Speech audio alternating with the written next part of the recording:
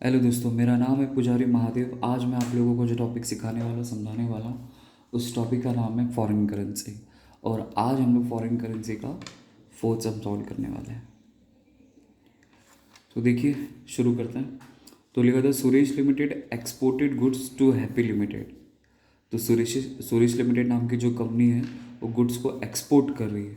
किसको? Happy limited को। तो एक्सपोर्ट का मतलब क्या होता है? सेल्स कर रही है from USA. US dollar 50,000 on 15 Feb 2017 when exchange rate was rupees 65 per US dollar. Okay, तो Suraj limited exported goods to happy limited. तो सूरज लिमिटेड ने हैप्पी लिमिटेड को गुड्स एक्सपोर्ट किया। कितने अमाउंट का गुड्स एक्सपोर्ट किया? $50,000 का। और कब एक्सपोर्ट किया? 15 Feb 2017 को। और उस टाइम पे डॉलर का रेट कितना था? 65 रुपीज़।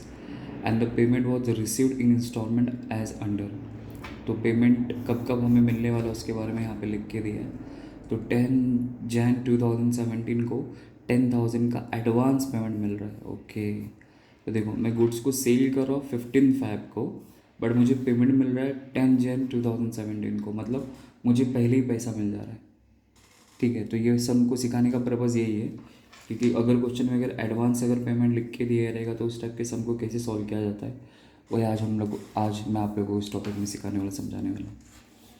तो एडवांस जब पेमेंट मिला तो उस टाइम पे डॉलर का रेट कितना था? 66 था। ठीक है, फिर 15 मार्च 2017 को $20,000 का पेमेंट किया। उस टाइम पे डॉलर का रेट 67 हो गया। फिर 10 अप्रैल 2017 को $15,000 का पेमेंट किया। उस टाइम पे डॉलर का रेट 66 था। ऐसा सब लिख के दिया।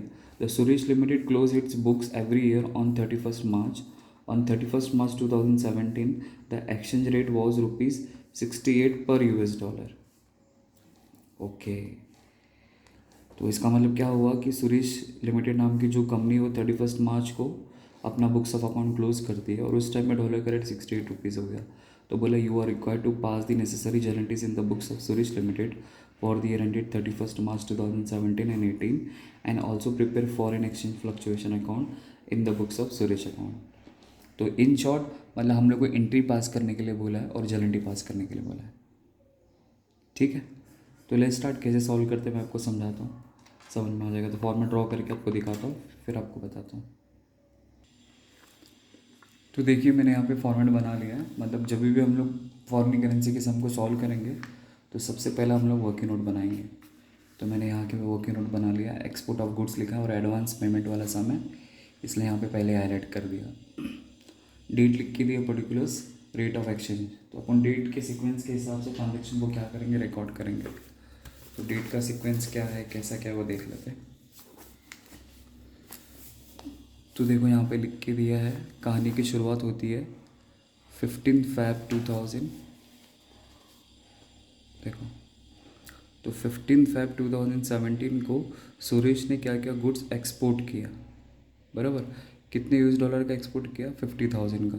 और उस टाइम पे डॉलर का रेट कितना था? 65। बस वो रिकॉर्ड कर दूँगा। तो 15 Feb 2017 को हमने गुड्स एक्सपोर्ट किया। एक्सपोर्ट मतलब सेल किया। कितने डॉलर का सेल किया है हमने? $50,000 का हमने सेल किया। और उस टाइम पे डॉलर का रेट था 65 रुपीज़। अब सेल किया तो जाहिर सी बात है अब पैसा मिलेगा। तो पैसा कब कब मिलने वाला है उसके बारे में हमें नीचे लिख के दिया। सॉरी, पहला तो डेट ये नहीं आना चाहिए, जैसे बच्चे लोग गलती करते हैं, मैंने भी वैसे ही कर दिया यहाँ पे। तो देखो, 15 Feb के पहले पहला डेट आता है 1 Jan 2017 को 10,000 का एडवांस पेमेंट मिला है। तो पहले 10 Jan आएगा, फिर 15 Feb आएगा। तो इसको मैं कैंसिल कर देता हूँ। तो पहले मैं यहाँ पे लिखता हूँ 10 Jan 2017 को एडवांस पेमेंट रिसीव हुआ है। एडवांस पेमेंट रिसीव्ड हुआ है। कितने डॉलर का? 10,000 का। और उस टाइम पे डॉलर का रेट कितना था? 66। अब उसके बाद 15 Feb आएगा। तो 15 Feb 2017 को मैंने क्या किया है? सेल किया है। कितने डॉलर का, $50,000 का मैंने सेल किया है। और उस टाइम पे डॉलर का रेट कितना था सेल अगर मैं करूँगा तो उस टाइम पे डॉलर का रेट था 65। ठीक है।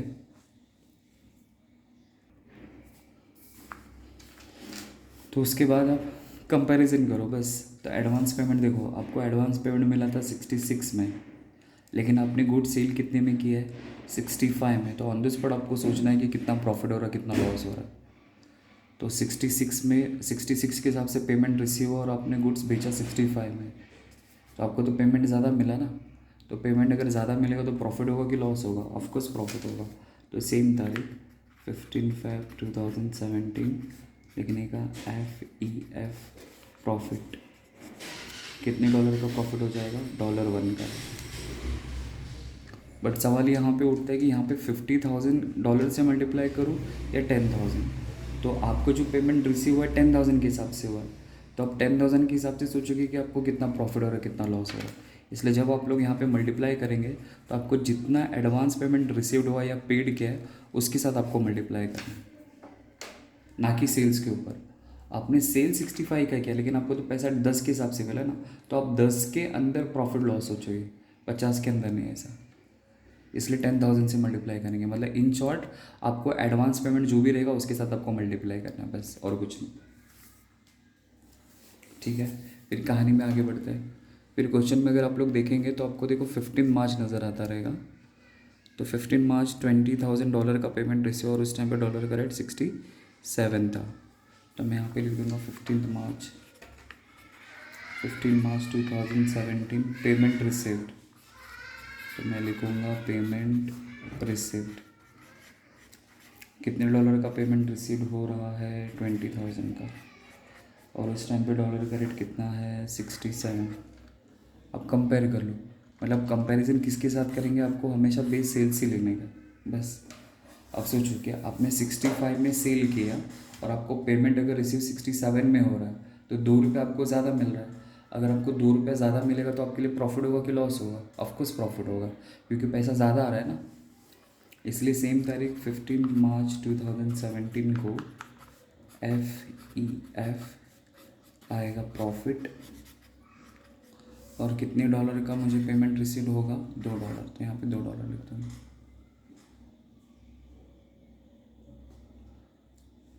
बस नेक्स्ट डेट देखते क्या लिख के दिया।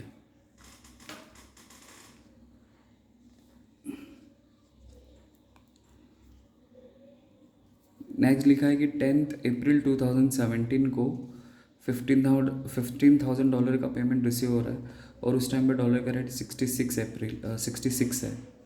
तो 10 अप्रैल के पहले तो हमारा ईयर एंडिंग आ जाता है ना, 31 मार्च। तो यहाँ पे अपन को 31 मार्च मतलब अपने अकाउंट को क्लोज करना पड़ेगा। तो फर्स्ट ईयर को क्लोज करके देन हम लोग सेकेंड ईयर में एंट्री ले सकते हैं। तो एक काम करेंगे, पहले फर्स्ट ईयर को क्लोज कर देते हैं। तो जब आपको फर्स्ट ईयर को क्लोज करना पड़ेगा तो आपको पहले क्लोजिंग एंट्री पास करनी पड़ेगी, जैसे मैंने आपको बताया था। तो 31 मार्च 2017 मतलब जब भी ईयर एंडिंग आएगा आपको कंपलसरी कंपलसरी कंपलसरी 2 एंट्री पास करना है। पहला एक क्लोजिंग एंट्री आएगा, दूसरा ट्रांसफ़र एंट्री। तो पहला मैं क्लोजिंग एंट्री लिख रहा हूँ यहाँ पे। तो क्लोजिंग एंट्री मतलब जब अकाउंट में क्लोज कर रहा था तो ईयर एंडिंग के टाइम पे डॉलर का रेट कितना हो गया मालूम है? 68 रुपीज़ हो गया। आपको बता देता हूँ, जो आपको देखो यहाँ पे नीचे क्वेश्चन में आपको लिख के दिया। अगर ध्यान से देखेंगे ना तो नीचे देखो, द एक्सचेंज रेट वॉज ₹68 पर $। तो मतलब ये क्लोजिंग का रेट हो गया, राइट। तो मैंने यहाँ पे लिख दिया। बस अब कंपैरिजन करो। तो कंपैरिजन क्या करेंगे? आपने गुड्स को सेल किया था 65 में और साल ख़त्म होते होते डॉलर का रेट 68 रुपीज़ हो गया। तो मैं क्या सोचूंगा कि आने वाले दिनों में जो मुझे पेमेंट मिलेगा वो 68 के हिसाब से मिलेगा। और 68 के हिसाब से अगर पेमेंट मिलेगा इसका मतलब मुझे पेमेंट ज़्यादा मिलेगा कि कम मिलेगा? ऑफकोर्स ज़्यादा मिलेगा। इसलिए अगर पेमेंट ज़्यादा मिलेगा तो प्रॉफिट हो जाएगा। तो FEF प्रॉफिट। तो कितने डॉलर का प्रॉफिट होएगा? तो 65 में से 68 गया तो $3 का मुझे यहाँ पे प्रॉफिट हो जाएगा। ठीक है। देन उसके बाद नेक्स्ट 31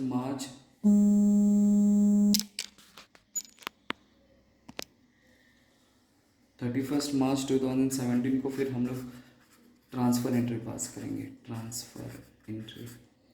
तो ट्रांसफ़र एंट्री में तो कुछ नहीं करना रहता, वो कैलसी पे प्लस माइनस करने का जो आंसर आता है उसके अकॉर्डिंगली फिर ट्रांसफ़र एंट्री डिसाइड होती है। तो जस्ट फॉर रेफरेंस के लिए लिखा है, ताकि जब आप लोग सीक्वेंस में जब एंट्री पास करोगे तो आपको इस बात का ख्याल रखना है सर। ठीक है, फिर 31 मार्च के बाद फिर क्या है देखो, फिर 31 मार्च के बाद 10 अप्रैल 2017 को 15,000 का पेमेंट रिसीव हो रहा है, उस टाइम पर डॉलर का रेट 66 है। तो यहाँ पे लिख देता हूँ मैं। तो 10 अप्रैल 2017 को पेमेंट रिसीव हो रहा है, पेमेंट रिसीव्ड हो रहा है। कितने डॉलर का पेमेंट रिसीव हो रहा है? $15,000 का। और उस टाइम पे डॉलर का रेट कितना था? 66। बस अब कंपेयर कर लो। तो आपने सेल कितने में किया था? 65 में, और आपको पेमेंट रिसीव हो रहा है 66, तो आपको पैसा ज़्यादा मिल रहा है। तो यहाँ पे ₹1 का प्रॉफिट हो जाएगा, राइट? $1 का प्रॉफिट हो जाएगा। ऐसा सोचना बिल्कुल गलत है। क्यों मालूम है? जब एक बार क्लोजिंग एंट्री आ जाती है यार, ईयर एंड आ जाता है ना, तो फिर पुराने वाले रेट को आपको भूल जाना है। फिर आपको क्लोजिंग के टाइम पे जो रेट रहता है ना, उसको आपको फॉलो करना है। मतलब कैसा है कि मैं ऐसा सोचूंगा कि आने वाले दिनों में जो रेट है वो 68 के हिसाब से ही चलने वाला है, इसलिए आपको फिर क्लोजिंग वाला रेट फॉलो करते हुए आगे बढ़ने का है। मतलब अब आपको क्या सोचना है कि आपने $68 में क्या किया? सेल किया है। ओके, और अब आपको पेमेंट कितने में रिसीव हो रहा है? 66 में हो रहा है। तो आपको पेमेंट कम रिसीव हो रहा है कि ज़्यादा हो रहा है? कम रिसीव हो रहा है, क्योंकि आपने बेचा 68 और आपको पेमेंट रिसीव हो रहा है 66। तो यहाँ पे लॉस हो जाएगा। तो 10 अप्रैल 2017 को FEF लॉस हो जाएगा। कितने डॉलर का लॉस हो जाएगा? तो 68 में से 66 गया तो $2 का लॉस हो जाएगा। बस इस बात का आपको ख्याल रखना है। मतलब जब भी ईयर एंडिंग आएगा तो ईयर एंडिंग के टाइम पे आपको फिर ये वाला आपका रेट बन जाएगा। मतलब यही वाला रेट या तो आपका परचेस हो जाएगा तो सेल्स हो जाएगा, फिर पुराने वाले को आपको भूल जाने का। ठीक है, चलो नेक्स्ट। नेक्स्ट आगे लिख के दिया है कि 10 अप्रैल 2017 को $5 का पेमेंट रिसीव हो रहा है, और उस टाइम पे डॉलर का रेट देखो 64 है, ये वाला लास्ट डेट। सॉरी, 10 मई 2017 को $5,000 का पेमेंट रिसीव हो रहा है, और उस टाइम पे डॉलर का रेट 64 रुपीज़ है, लास्ट वाला। तो यहाँ पे लिख देता हूँ 10 मई 2017 को पेमेंट रिसीव्ड हो रहा है, पेमेंट रिसीव्ड हो रहा है। कितने डॉलर का पेमेंट रिसीव्ड हो रहा है?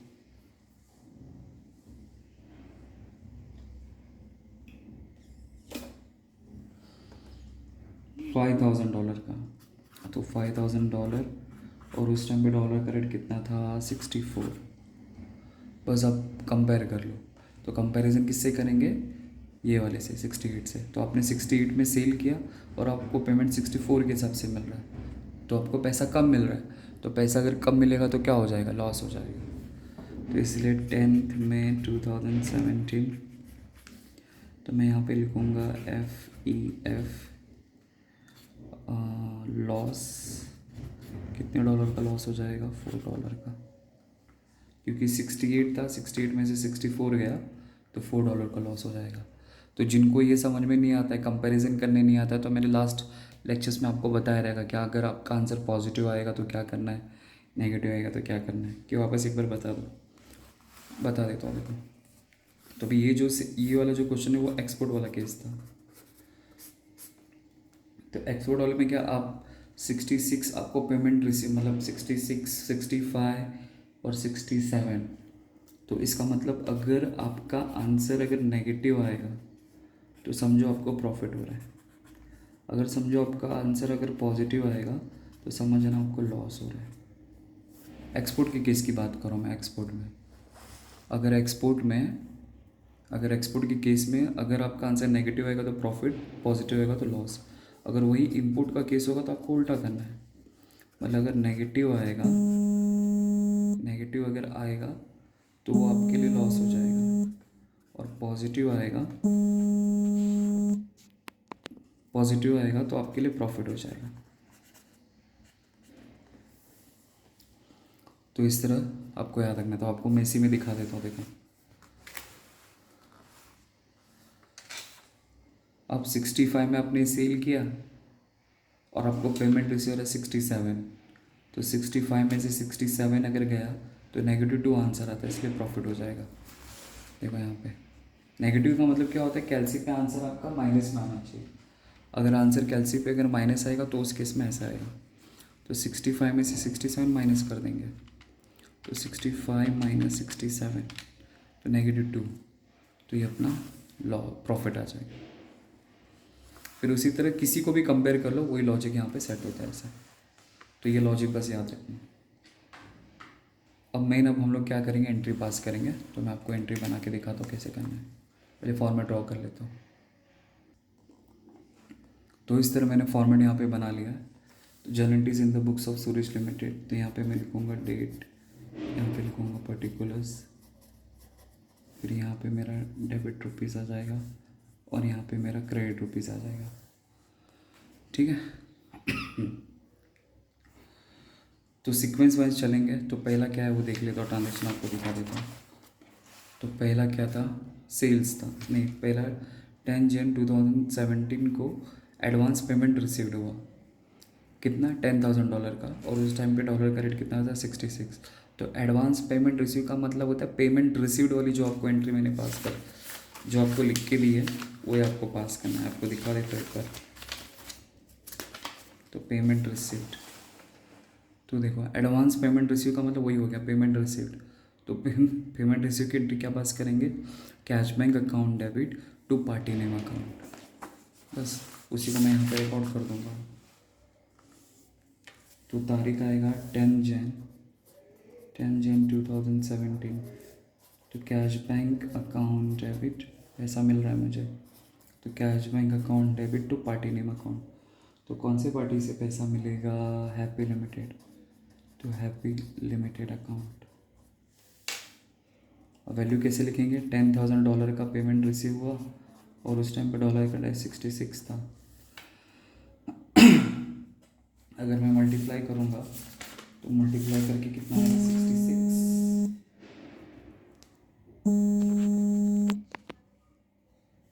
मल्टीप्लाई करूँगा तो 6,60,000 आ जाएगा। 6,60,000, 6,60,000। तो narration being payment received in advance.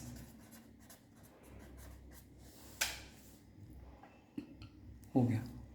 फिर देन उसके बाद देखते हैं नेक्स्ट ट्रांजेक्शन क्या है। तो नेक्स्ट ट्रांजेक्शन अगर मैं आपको दिखाऊं तो उसके बाद 15 फ़रवरी को हमने सेल किया है, कितना, $50,000 का सेल किया और उस टाइम पे डॉलर का रेट कितना है, 65। बस तो सेल वाली एंट्री पास करनी है।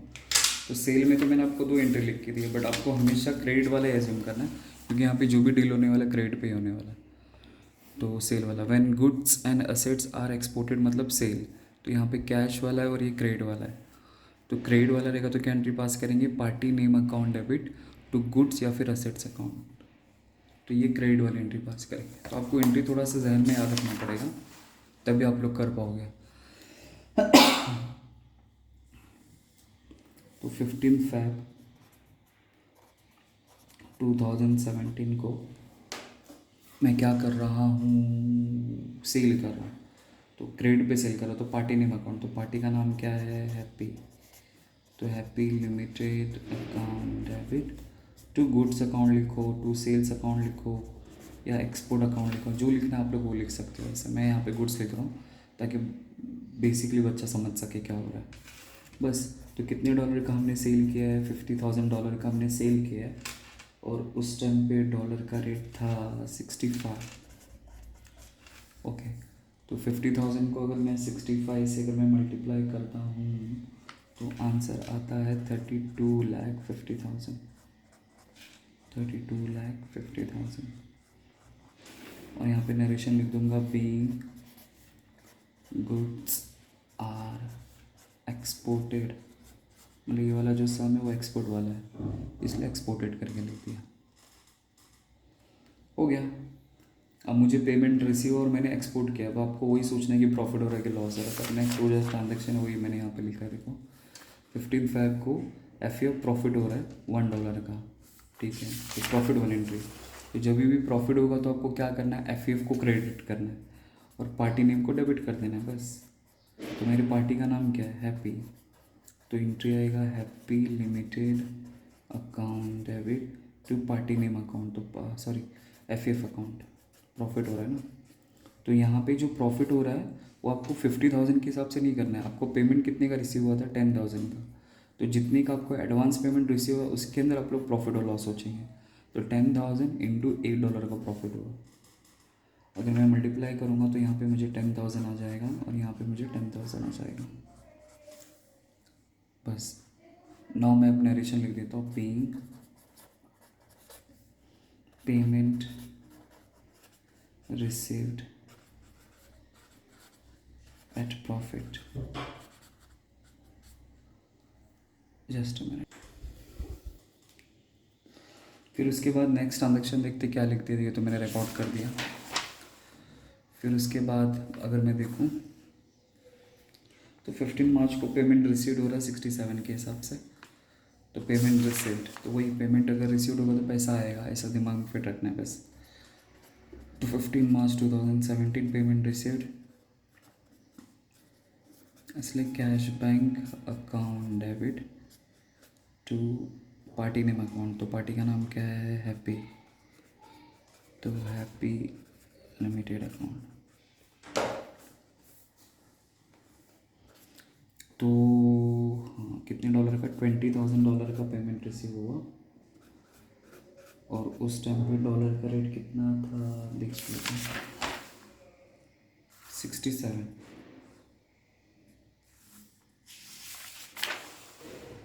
तो मैं यहाँ पे 67 लिख दूँगा। तो बस, तो 20,000 को 67 से मैं मल्टीप्लाई करता हूँ तो 13,40,000 आता है। आप लोग कैलसी पे करोगे तो वही आंसर आएगा, तो 13,40,000। Narration being payment received. अब पेमेंट रिसीव्ड हुआ तो आपको ये देखना है कि प्रॉफिट हो रहा है कि लॉस हो रहा है। तो मैं आपको दिखा देता हूँ यहाँ पे। तो पेमेंट रिसीव्ड हुआ 67 में और 15, तो वही प्रॉफिट हो रहा है यहाँ पे $2 का, तो प्रॉफिट वाली एंट्री पास करेंगे। तो अगर प्रॉफिट होगा तो एफ क्रेडिट हो जाएगा और पार्टी नेम डेबिट हो जाएगा। तो 15 मार्च 2017 पेमेंट रिसीव, तो पार्टी नेम डेबिट, तो Happy limited account debit to F account. तो अभी हाल फिलहाल में कितने डॉलर का पेमेंट क्या वो लेने का, तो 20,000 इंटू $2 का प्रॉफिट होगा अपन को, तो यहाँ पे इसलिए 40,000 आ जाएगा और यहाँ पे 40,000 आ जाएगा। नरेशन लिख देंगे, बीइंग पेमेंट रिसीव्ड, हो गया। अब आगे बढ़ते हैं, सेम वही आएगा, डेट पर्टिकुलर्स, अब नेक्स्ट डेट देखते हैं। तो प्रॉफिट तक हो गया। अब क्लोजिंग एंट्री, तो closing entry just for a reference है, इसकी कोई एंट्री पास नहीं होती, उसके नीचे जो लिखा रहता है ना इसकी एंट्री पास किया जाता है। ओके, तो ये भी जस्ट फॉर अ रेफरेंस है, मैं इसको आपको कोई यूज़ नहीं करना है। उसके नीचे क्या लिखा वो देखो, तो प्रॉफिट लिखा, लॉस लिखा, तो वो एंट्री पास करने का रहता है। तो क्लोजिंग के टाइम पे देखो आपको प्रॉफिट हो रहा है कि लॉस हो रहा है, प्रॉफिट हो रहा है, इसलिए प्रॉफिट वाली एंट्री आएगी।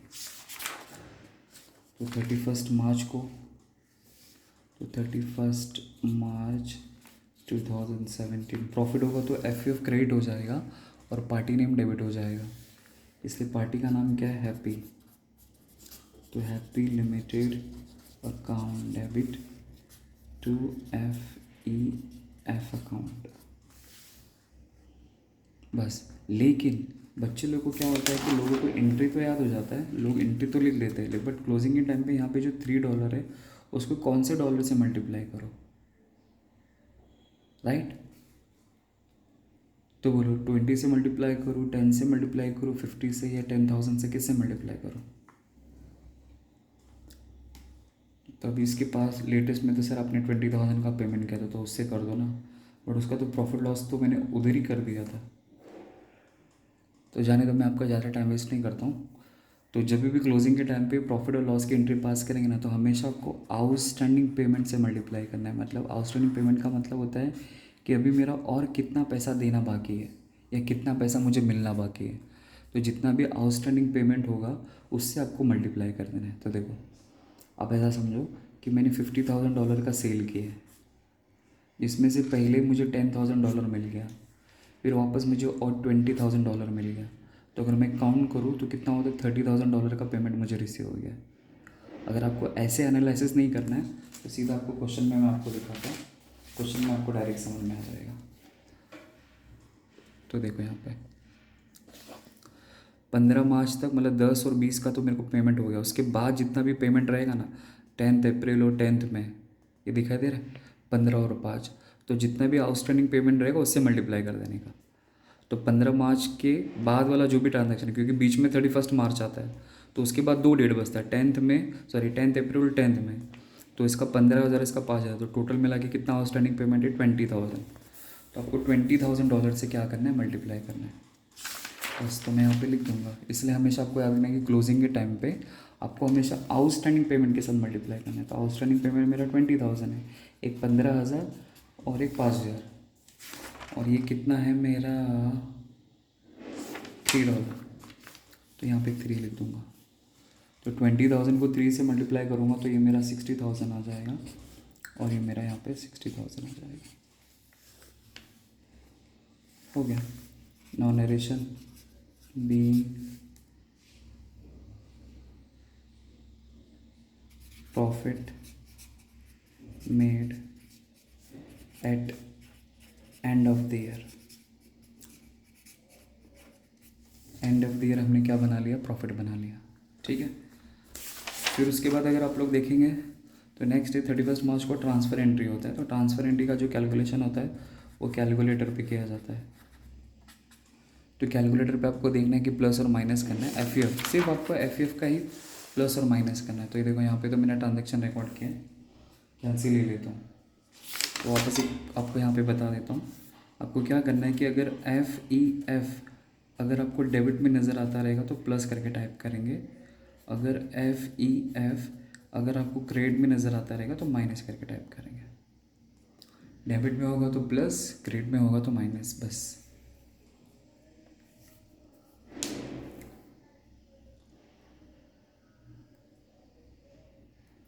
ठीक है, तो लेट्स स्टार्ट। तो शुरू करते हैं। तो देखो, पहले ट्रांजैक्शन में तो कोई भी आपको एफ नज़र नहीं आ रहा है। दूसरे भी ट्रांजैक्शन में देखेंगे तो आपको कोई एफ नज़र नहीं आ रहा है।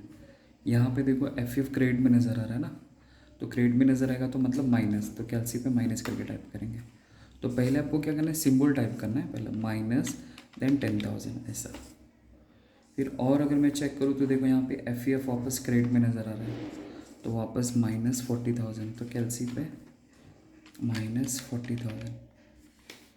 फिर अगर और देखो तो यहाँ पे एक नज़र आ रहा है ट्रांजैक्शन, वो भी क्रेडिट में नज़र आ रहा है, तो -60,000। तो आंसर आता है 1,10,000। तो आंसर नेगेटिव है। तो आंसर अगर नेगेटिव आएगा तो उसके लिए तो मैंने आपको एंट्री क्या लिख के दी है, दिखा देता हूँ। क्योंकि एंट्री आपको थोड़ा जहन में याद रखना पड़ेगा, बाकी और कुछ नहीं है।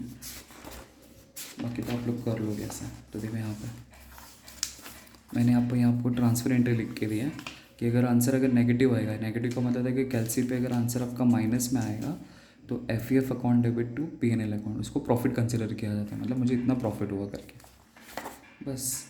तो मैं सेम तारीख लिखूँगा यहाँ पे 31 मार्च 2017। तो एंट्री में क्या पास करूँगा यहाँ पे, F account debit to P&L account, मतलब प्रॉफिट एंड लॉस अकाउंट। तो कैलसी पे जो आंसर है वो लिख दूंगा। तो यहाँ पे 1,10,000 लिखूँगा और यहाँ पे 1,10,000 लिख दूँगा, बस। Non narration being balance amount transfer to P&L account, बस। बेसिक कैसे भी आप लोग लिख सकते हो आपके ओन वर्ड में भी ऐसा हो गया। अब नाउ नेक्स्ट ट्रांजेक्शन क्या लिख के दे देगी, तो ट्रांसफ़र एंट्री तक मैंने कर दिया। अब 10 अप्रैल को पेमेंट वापस रिसीव हो रहा है $15,000 का, और इस टाइम पे डॉलर का रेट कितना है 66, तो वापस पेमेंट रिसीव्ड। 10 अप्रैल 2017 पेमेंट रिसीव्ड, तो आएगा cash bank account debit to party name account, तो पार्टी का नाम क्या है, हैप्पी लिमिटेड अकाउंट। तो $15,000 का पेमेंट रिसीव हुआ, और उस टाइम पे डॉलर का रेट कितना था 66, अगर मैं मल्टीप्लाई करूँगा तो आता है 9,90,000, तो यहाँ पे भी आ जाएगा 9,90,000। Now narration being payment received,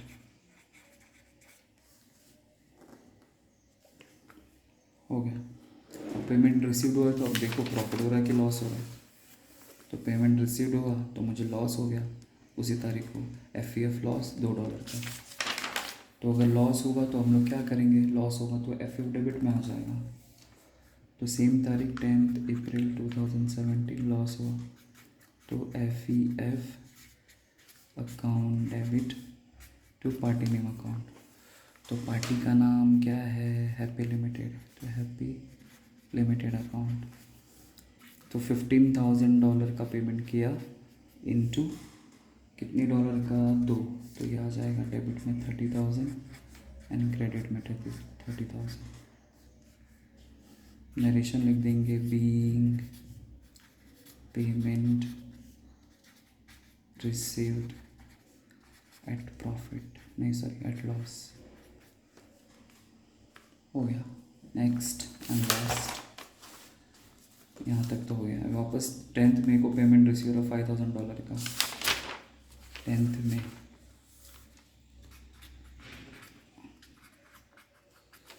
तो पेमेंट रिसीव्ड, इसलिए cash bank account debit, cash bank account debit to है हैप्पी लिमिटेड अकाउंट।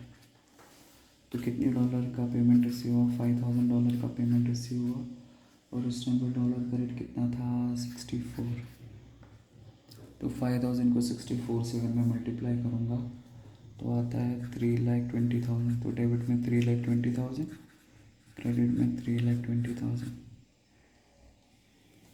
और नरेशन बीइंग पेमेंट रिसीव्ड, ठीक है। अब पेमेंट रिसीव्ड हो तो अब ये सोचो कि प्रॉफिट हो रहा है कि लॉस हो रहा है, तो FEF लॉस $4 का, तो लॉस और एंट्री पास करेंगे। नेक्स्ट है, तो लॉस होगा तो FEF डेबिट में आ जाएगा, तो इसीलिए FEF account debit to party name account, तो पार्टी का नाम क्या है, हैप्पी लिमिटेड अकाउंट। तो $5,000 इंटू 4, तो 20,000, 20,000। Now narration being payment received at loss, हो गया। बस इतनी एंट्री आपको पास करनी है, क्योंकि उसके बाद तो है ही नहीं, देख लो लास्ट स्टोरी यहाँ तक ही था। तो लोग ने बोला पास नेसेसरी जेनेटिक्स, तो हमने ये पास कर दिया। एडवांस पेमेंट का इस तरह मैंने किया, बट अभी क्या है, अभी FEF अकाउंट भी हम लोग को प्रिपेयर करना है, तो अभी आपको FEF अकाउंट में दिखाता हूँ।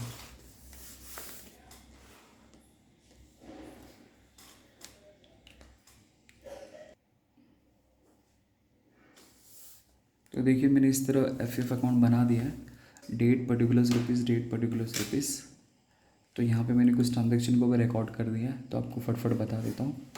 तो पहले सिर्फ आपको क्या करना है, FEF से रिलेटेड जो भी ट्रांजेक्शन देगा वही आपको रिकॉर्ड करना है। तो देखो, तो शुरुआत हम लोग यहाँ से करेंगे।